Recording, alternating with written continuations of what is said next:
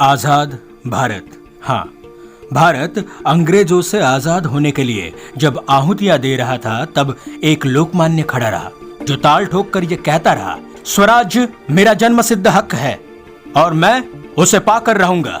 लेकिन ये केवल बातें नहीं थी, उसका आधार उन्होंने बनाकर रखा था, जो था स्वदेशी, स्वराज्य और भारत की अपनी खुद की शिक्षण व्यवस्था।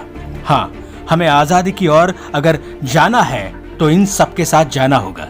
इस आजादी को पाने के लिए उन्होंने अपने अध्यापक के काम के साथ साथ पत्रकार का काम भी करना शुरू किया।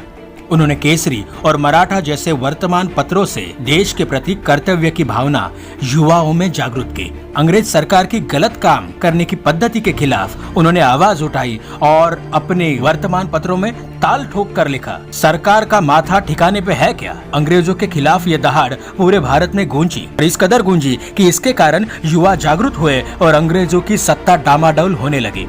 इसलिए ही उन्हें असंतोष के जनक भी कहा जाता है। गणेश उत्सव और छत्रपति शिवाजी महाराज की जयंती के माध्यम से वो युवाओं में देश प्रेम जागृत करते थे। वे हमेशा युवाओं को कहते थे, महान उपलब्धियां कभी आसानी से नहीं मिलती और आसानी से मिलने वाली उपलब्धियां कभी महान नहीं होती।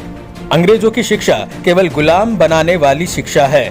इसलिए अपने दोस्तों के साथ मिलकर उन्होंने डेक्कन एजुकेशन सोसाइटी की स्थापना की और इसके माध्यम से राष्ट्रवाद और आजादी की प्रेरणा, आजादी की जोत युवाओं के सीने में लगा ही दी। चाहे वो समाज जीवन में रहे हो या फिर जेल में रहे हो, आजीवन वो आजादी के लिए लड़ते रहे। उनकी ये जीवनी वक्त वक्त पर आने वाली सदी के महानायकों को भी प्रेरणा देती रही, जैसे कि स्वयं गांधी जी लोकमान्य जी को आधुनिक भारत का निर्माता कहते थे। लाला लाजपत राय कहते थे कि लोकमान्य तिलक मतलब भारत के दहाड़ने वाले शेर हैं। तो नेहरू जी भारतीय क्रांति के जनक कहकर उनका गौरव करते थे। भले ही 1 अगस्त 1920 में उनका स्वर्गवास हुआ होगा, लेकिन उनके धकधकते राष्ट्रवादी ज्वाला से भरे विचार आज भी राह के हर पथ पर हमें आगे बढ़ने की प्रेरणा देते हैं और देते रहेंगे।